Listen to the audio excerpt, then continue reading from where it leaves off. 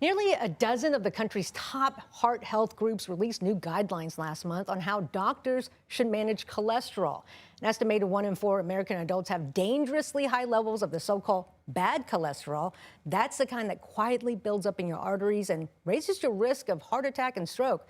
Now doctors say we can do better and we need to start sooner. Dr. Vivek Goswami is a cardiologist with the Heart Hospital of Austin. He joins us now to talk more about these guidelines. Welcome, doctor. Thanks for having me. We appreciate your time. All right, what are the changes we need to know about?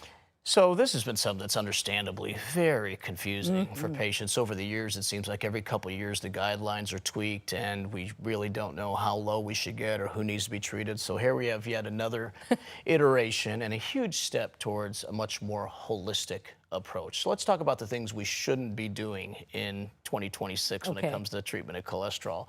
What we shouldn't be doing is just treating a number. So 3 people with the same number, we may treat in 3 different ways.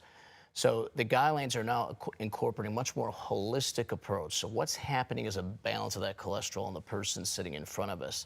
And we take all these little pieces of this collective picture that needs to go into the decision making and who needs to be treated, not just treating an elevated number. When you say holistic, so beyond medication then?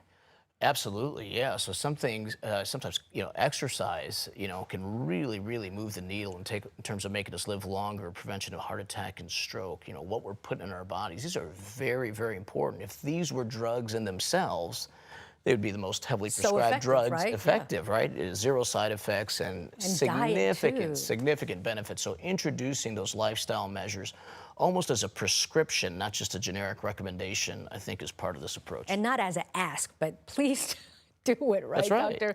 All right, so if I have high cholesterol, you just diagnosed me, what would you recommend?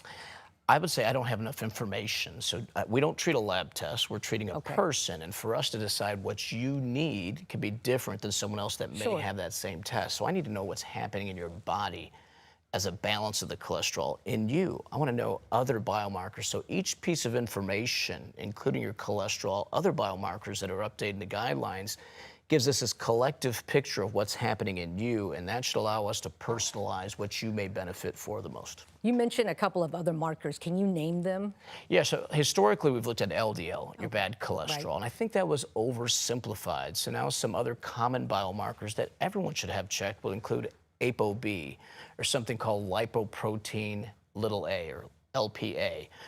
This can affect about 20% of the population. It is genetic, and it exponentially increases the risk of heart disease. So every one of these things, including C-reactive protein, which is a measure of inflammation, if we were developing a cholesterol panel in 2026, it would look a lot different than the typical fasting lipid panel that we used to do in the 1980s. But unfortunately, many of us are still sticking with that old cholesterol panel. And the reality is there's much more accurate, comprehensive biomarkers in 2026. What are some new techniques that we can look forward to?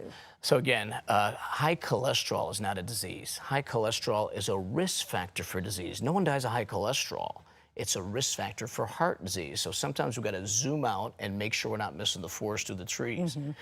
We have a new photon counting CT scanner at the Heart Hospital of Austin. It's the first one in Austin. It has a minimal radiation and very high resolution. So the risk-benefit ratio is very favorable. We can tell right then and there, is someone developing the negative consequences of high cholesterol? So treating high cholesterol in the absence of disease is almost like treating someone with chemo when they don't have cancer, but they have a risk of cancer, right? So an important piece of this puzzle is to figure out what's happening as the balance of the cholesterol in the person sitting in front of us.